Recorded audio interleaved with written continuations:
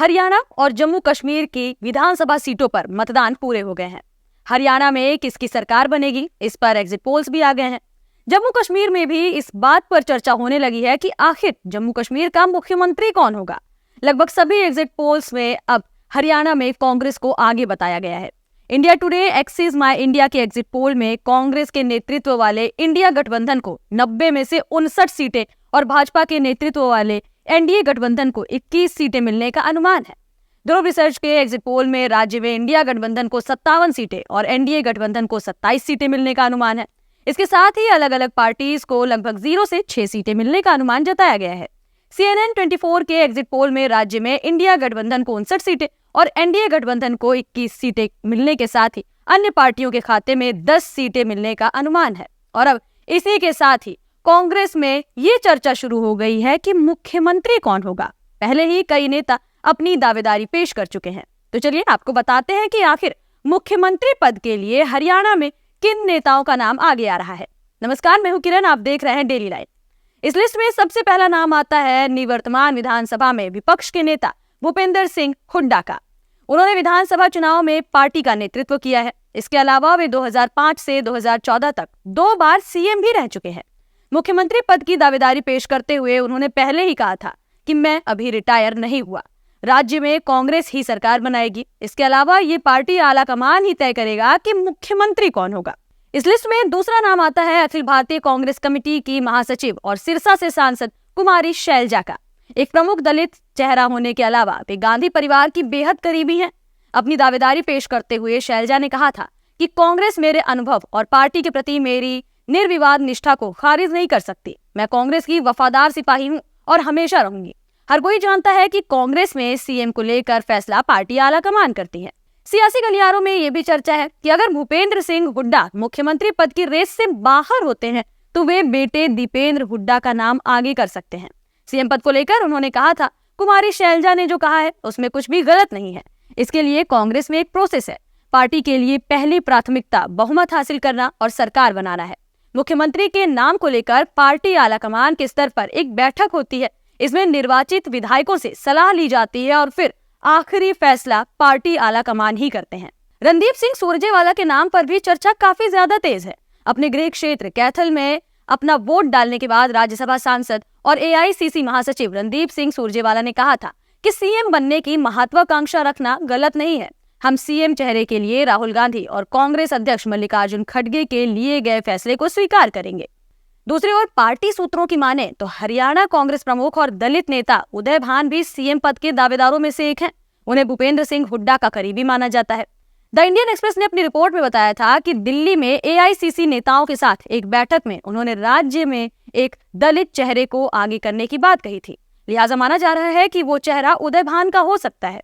हरियाणा में विधानसभा चुनाव के बाद एग्जिट पोल सामने आया तो कांग्रेस के खेमे में कॉन्फिडेंस काफी ज्यादा बढ़ गया है। कांग्रेस की जीत की संभावना के साथ ही लोगों का ध्यान अब इस बात पर पहुंच गया है कि कांग्रेस के नेताओं में से हरियाणा का अगला मुख्यमंत्री कौन होगा।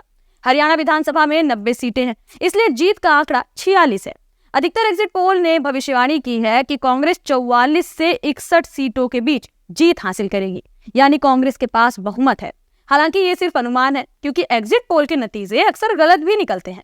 कांग्रेस के वरिष्ठ नेताओं में कुमारी शैलजा और रणदीप सुरजेवाला के भी मुख्यमंत्री बनने की महत्वाकांक्षा जताए जाने पर जब हरियाणा के पूर्व मुख्यमंत्री और कांग्रेस नेता भूपेंद्र सिंह से सवाल किया गया तो उन्होंने कहा कि अगर हरियाणा के अगले मुख्यमंत्री का फैसला करने की बात है तो ये फैसला हमने पार्टी आलाकमान पर छोड़ा हुआ है।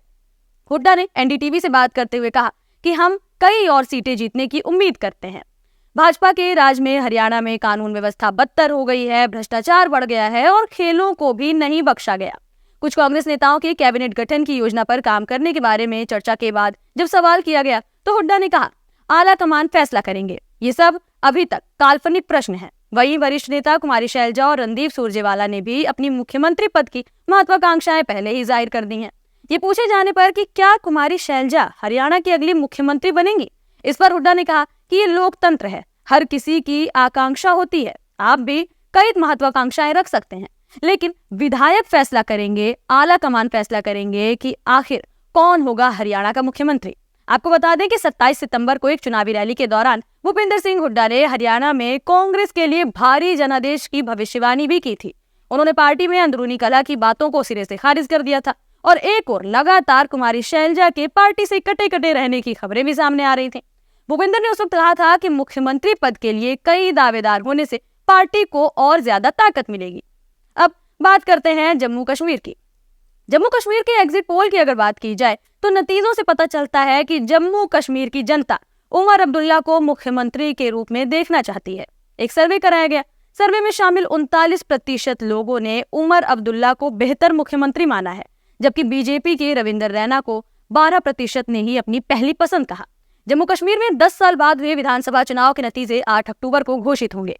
इससे पहले शनिवार को सी वोटर के एग्जिट पोल के नतीजे सामने आ गए हैं। एग्जिट पोल के मुताबिक जम्मू कश्मीर में नेशनल कॉन्फ्रेंस और कांग्रेस गठबंधन की सरकार बनाने जा रहे हैं। इस गठबंधन को 90 में से 40 से 48 सीटों पर जीत मिल सकती है। एग्जिट पोल के नतीजों से पता चलता है कि जम्मू कश्मीर की जनता उमर अब्दुल्ला को मुख्यमंत्री के रूप में देखना चाहती है। सर्वे में शामिल 39% लोगों ने उमर अब्दुल्ला के नाम पर मुहर लगाई है। बीजेपी के रविंदर रैना को सिर्फ 12% लोगों ने पसंद किया है। वहीं पीडीपी की महबूबा मुफ्ती को सिर्फ 9% लोगों ने बेहतर सीएम कहा है। इन तीन के अलावा सर्वे में शामिल 5% लोगों ने गुलाम नबी आजाद को भी बेहतर मुख्यमंत्री कहा है। गुलाम नबी आजाद कभी कांग्रेस के कद्दावर नेता कहे जाते थे, लेकिन अब डेमोक्रेटिक प्रोग्रेसिव आजाद पार्टी के प्रमुख हैं। गुलाम नबी आजाद जम्मू कश्मीर में कांग्रेस के सबसे बड़े चेहरे हुआ करते थे। साल 2022 में उन्होंने अलग पार्टी बना ली। शुरू में उनकी पार्टी की तरफ कांग्रेस के कई नेता आकर्षित भी हुए। इनमें से ज्यादातर नेता अब निर्दलीय चुनाव लड़ने का मन बना चुके हैं। लोकसभा चुनाव में डीपीएपी यानी उमर अब्दुल्ला की पार्टी फेल हो गई।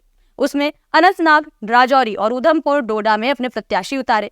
लोकसभा चुनाव में गुलाम नबी आजाद के दोनों उम्मीदवारों की जमानत जब्त हो गई। पहले उन्होंने अनंतनाग, राजौरी लोकसभा सीट पर चुनाव लड़ने का मन भी बनाया था। जम्मू कश्मीर की 90 सीटों पर 3 चरणों में चुनाव हुए। 18 सितंबर को पहला चरण, 25 सितंबर को दूसरा चरण और फिर 1 अक्टूबर को तीसरा चरण रहा। इस दौरान लोगों ने बढ़ चढ़कर मतदान भी दिए। कुल मिलाकर चुनाव में 63.88% मतदान हुआ। अब लोगों की नजर सिर्फ इस बात पर टिकी हुई है कि जम्मू में जहां 10 साल बाद चुनाव हुआ है, उसके नतीजे किसके फेवर में होंगे। फिलहाल इस रिपोर्ट में इतना ही। कैसी लगी हमारी जानकारी हमें कमेंट सेक्शन में जरूर बताएं। साथ ही वीडियो को लाइक करें, शेयर करें और चैनल को सब्सक्राइब करना बिल्कुल ना भूलें।